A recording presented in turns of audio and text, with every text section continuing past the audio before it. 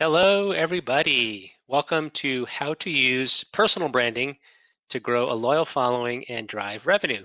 My name is Dennis Shao. I'm founder of Attention Retention. A little bit about me. I'm a content marketer turned marketing consultant. I worked in a number of full-time roles in content marketing and product marketing, also a little bit of social media marketing.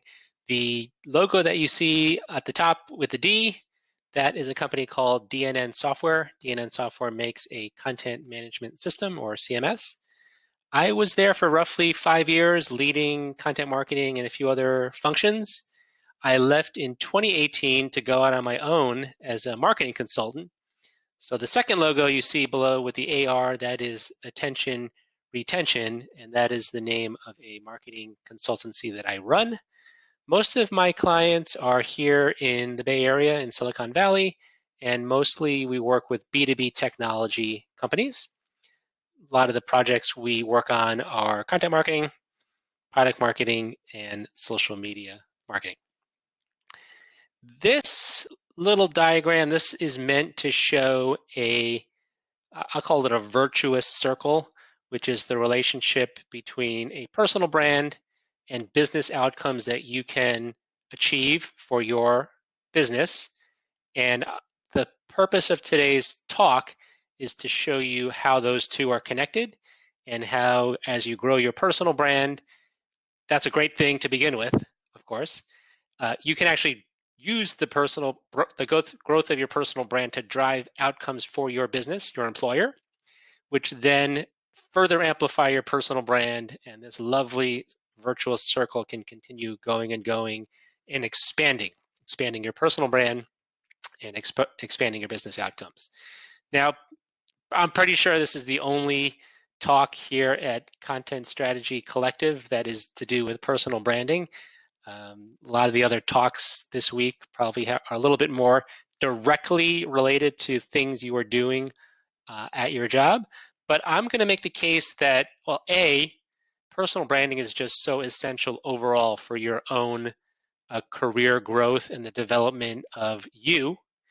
But I do want to make sure I'm showing you that you can connect the growth in your personal brand to benefit your business, your company, or your employer, and how, as I'm showing here, of course, there is this virtuous circle or virtuous cycle where one feeds off the other, which then feeds the next, and it just goes on in an infinite loop.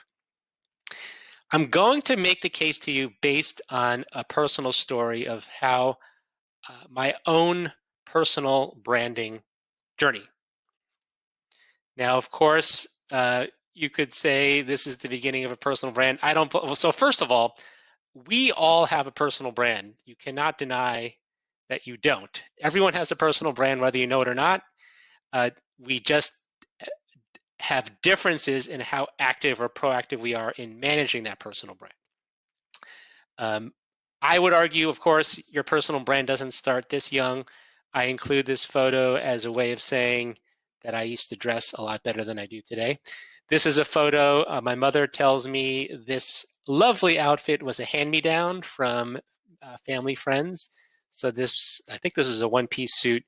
This was taken back when I lived in Woodstock, New York. That's in upstate New York. And yes, that was the site of the famous music festival.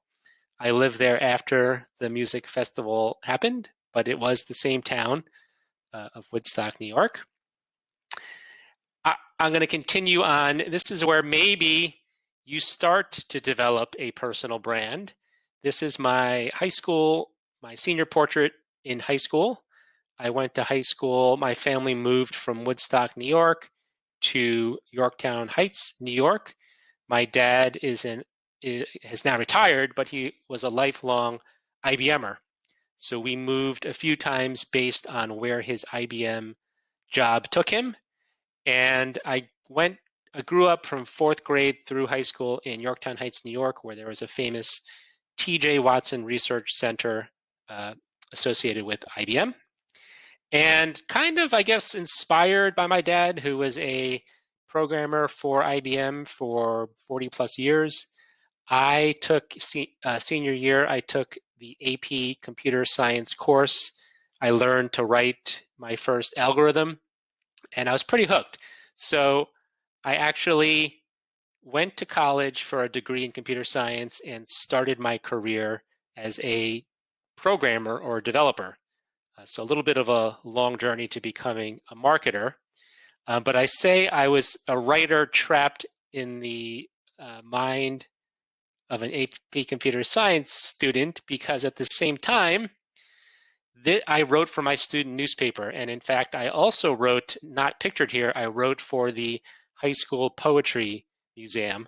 So even though I developed an interest in computer science and went to college for that subject, I kind of had a writer inside me, and it actually outside me too, because it exhibited itself in writing. If you see here, and those of you with good enough eyes, you can probably pick out the date of this newspaper so you can figure out just how old I am. Hopefully you can't see it. This was the school newspaper, so a publication of Yorktown High School. It was called The Voice, and I got to write, I think this was my senior year. I got to write the front page story. YHS was my high school, Yorktown High School, and the Middle States was this statewide organization that visited high schools to evaluate the quality of the education in high schools.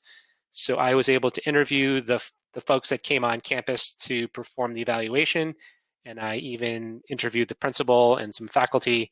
So got to write the front page story. And the reason I mention this is because writing, to a very large degree, is part of the essence of my personal brand. So I have used writing to make a name for myself in terms of what I've been able to publish online. I haven't done this recently, but if you do a Google search of my name, you will probably find a bunch of articles I've written. A lot of it have to do with marketing that I've published on different websites. And that's also an essence of your personal brand, is what does Google return for a search on your name. Okay, I'm going to continue into the beginnings. So I guess this is the slight beginning of my own personal brand.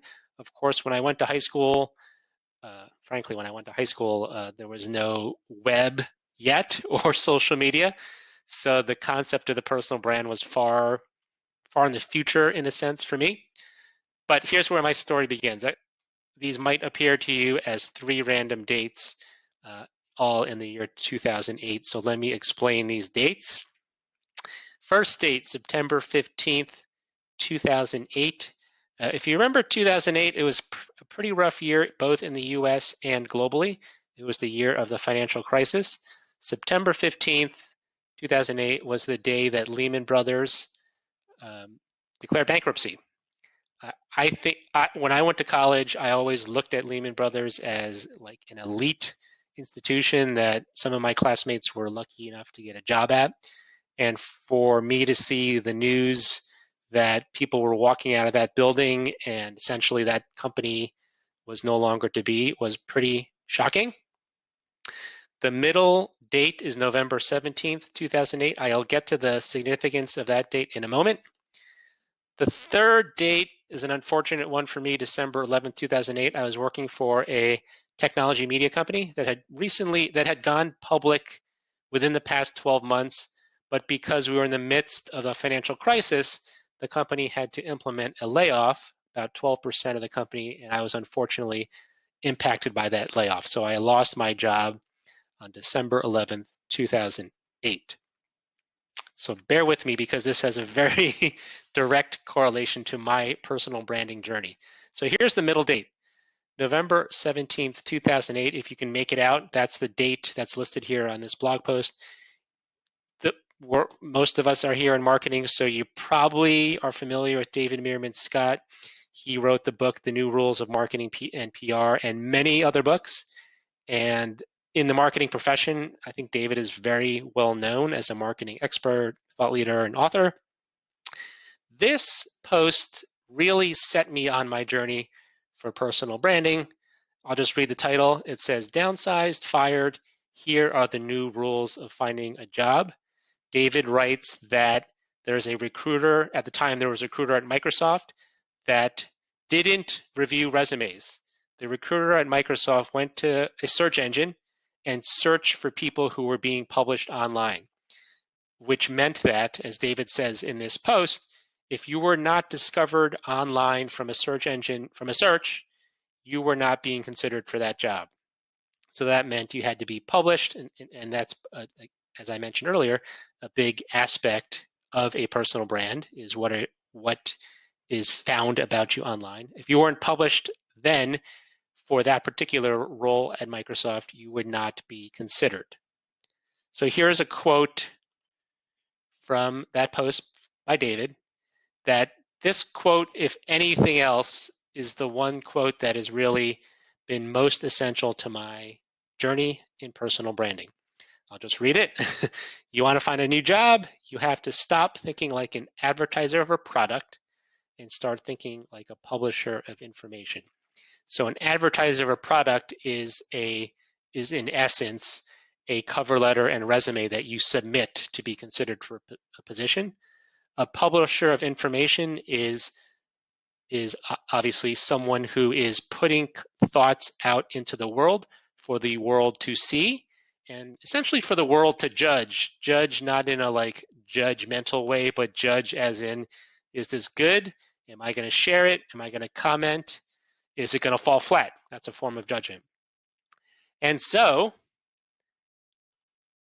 I was, if you recall the date, I was laid off on December 11th, 2008. I got right to work. I was laid off. I had nothing else to do at the time. December 12th, 2008, I went to wordpress.org, spun up a free blog, and I launched my first blog post the day after I was laid off. Believe it or not, I blogged about virtual events in the year 2008 and onward. We're all sitting in a virtual event today, and as the pandemic unfolded in 2020, all we did essentially, or the majority of things we did in marketing, was virtual events. We obviously didn't do face-to-face events for much of 2020 and for even a good chunk of 2021. So it's kind of ironic that I was blogging about virtual events before anyone really knew what virtual events were. So I blogged from 2008 to roughly 2013. And my first post, if you can see it on the screen here, the title is 2009, the year we go virtual. So I was probably early by 11 years because 2020 was the year we went crazy virtual. But it was a fun ride to really evangelize virtual events back then. The connection I had to virtual events is that the job that I was laid off from, I was planning virtual events with technology brands, folks like HP, Oracle, and Cisco. And I eventually went to work for the technology platform that we use at that job, when I was at that job, to host the virtual events. So I began my personal branding journey so I had a lot of hands-on expertise planning virtual events. I worked on them for close to a year before I left that job. So I had a wealth of knowledge, and obviously 2008 virtual events, no one was, well, there were some of us were doing it, but I could start publishing my expertise to the world. And even though you could argue I was early to the scene on virtual events, I believe in 2008, 2009, I was in the top 10 of published experts. There might have been other experts that weren't publishing, but I would call myself a top 10 expert on virtual events globally in the year 2008, 2009. The reason is, as the inspiration, as inspired by David Meerman Scott, I was being published and found. Google was picking up my posts, and other people who were searching for virtual events at the time, you know, all 10 of us, were finding my content. So let me return to this virtuous circle. As I mentioned, I was fortunate during the financial crisis to quickly find a job. I knew some of my colleagues were not as fortunate and had struggled to get a job in late 2008 into 2009. I went to work for the technology company that provided virtual events, and I grew my personal brand all around virtual events to eventually create business outcomes for that company. I even got to the point, oh, and by the way, that blog, I'm glad I didn't take it down. If you search It's All Virtual, the URL is allvirtual.me. There is still a wealth of content that I published about virtual events back 10 plus years ago. And I got to the point where I had enough content that on this topic that I self-published a book, which is also, you can find on Amazon. It's still there. I don't think I've sold a copy in quite some time, but it's called Generate Sales Leads with Virtual Events. So as you can see, so this is really, I know there's a lot of content marketers in the audience. This is kind of a content marketing meets personal branding story, in that I was producing a lot of content, and this is content marketing because I wasn't directly writing about a product offering. It was thought leadership content, and built a brand around that. And here, let me go over to business outcomes. So working for the technology company that hosted virtual events and growing my personal brand at the same time, I could create benefits to my employer. I was a sought-after speaker at industry conferences because we exhibited at virtual events, kind of meta there. And also a bit ironic, back then, we used to have in-person events to talk about virtual events. I was able to collaborate with industry partners and peers because essentially, as I said, back then, this was such a niche topic that if you worked in virtual events at the time, I'm pretty sure you would have known of me, because that It's All Virtual blog was one of the leading authorities on virtual events at the time. And I was also an inbound lead source for my employer. People would find my blog. It was because at the time, it was like one of those low competition keywords. It was like not much other content was being published. So if you went to Google back then or any other search engine and you searched on even the head term of virtual events or a virtual events how-to key phrase, I'm pretty sure my blog was on page 1 of results. And so people who were interested in virtual events at the time that were searching for platforms would often find my employer and would become a lead, or maybe even an opportunity or a customer, based on the fact that I happen to be publishing content on that topic. And this goes to, as all you content marketers know, the legacy or the long-term benefits of evergreen content. Even after I left that job to go to another company, people were finding my content online, and they were even contacting me. So they'd find that It's All Virtual blog. It was useful to help them plan to figure something out about virtual events. So they would contact me from the blog and ask if I could connect them with a technology provider.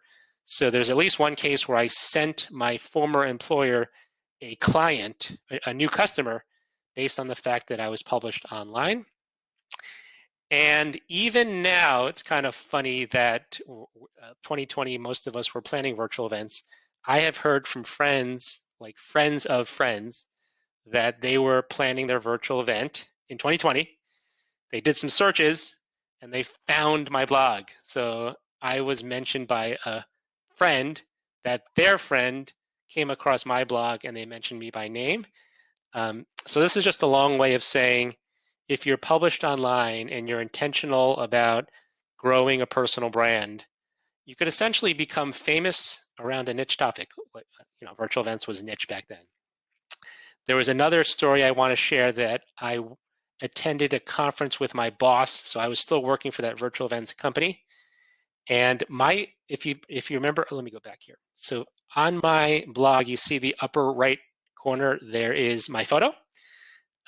So this blog had become so well known that I went to a business conference where my boss was a panelist, and a fellow panelist, from seeing my face on this blog, says So we went to talk to the other panelists, and I was with my boss. He says, "Aren't you the guy that blogs about virtual events?"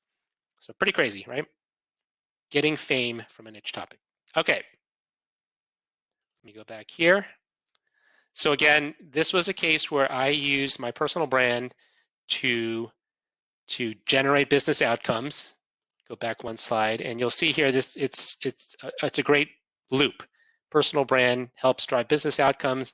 The business outcomes can help elevate your personal brand. So for instance, if I'm being helpful to my employer, and I'm in marketing, of course, so if I'm helping to drive leads, opportunities, and revenue, that's going to help my standing in the company, and that could lead to a promotion that could possibly start to amplify my personal brand. And again, that can then lead to better business outcomes. So let me continue a little bit.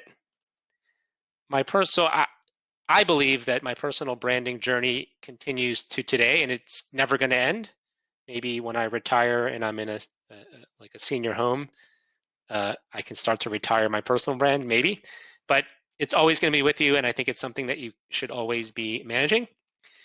One thing I did I mentioned I worked for DNN Software. When I was a full-time content marketer, this is a photo of the Bay Area Content Marketing Meetup.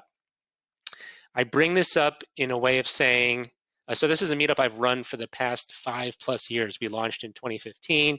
We met monthly in the Bay Area to discuss a marketing topic. I didn't have an intentional plan around this, like I want to grow my personal brand or I want to drive business.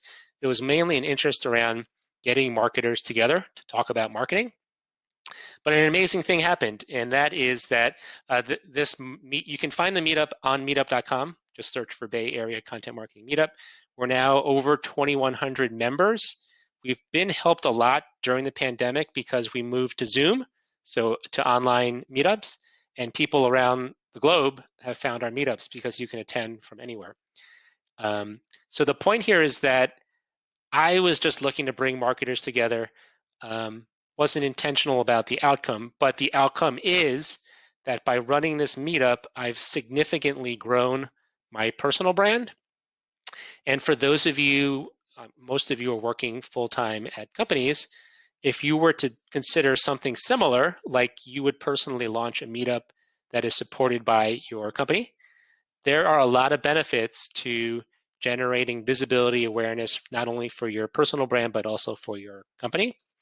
And one thing I did from a content marketing point of view is, so again, I'm out on my own now as an independent consultant, but I launched this meetup when I was working full-time for an employer. I had a guest column at a site called CMS Wire, and the meetup helped me feed the topics I would write about. So this was a case, and again, maybe I was early, another case where I was early, where I was writing about fake news in 2017. Something like virtual events we tend to talk a lot about these days. We had a presentation at the meetup about fake news. So the meetup was a great way to feed a content marketing schedule, or like a content schedule. So I simply wrote a summary of the meetup presentation, which happened to be about how marketers can deal with fake news. Okay, so let's talk about ways like, so that concludes my personal journey into personal branding, but this slide was meant for you to consider how, as you grow your personal brand, how you can generate those business outcomes, so benefits to your day-to-day job and your employer or your company. As you grow your personal brand, you'll be better able to collaborate with industry experts and influencers. You'll become known within your industry, and you might have experts that want to connect with you rather than vice versa, and collaborate. Collaborate could be, do you want to speak on my podcast, like with an expert? Do you want to present together at an event? Do you want to come speak at my company's conference? So the more you elevate your personal brand, the more you will find yourself in those opportunities, which obviously benefit your company. And then for your events, you're able, with an expanded personal brand, to have a black book, a address book of great contacts that you can invite to speak at your event. As I mentioned before, maybe you'll be invited to keynote an industry conference because of the strong personal brand that you developed.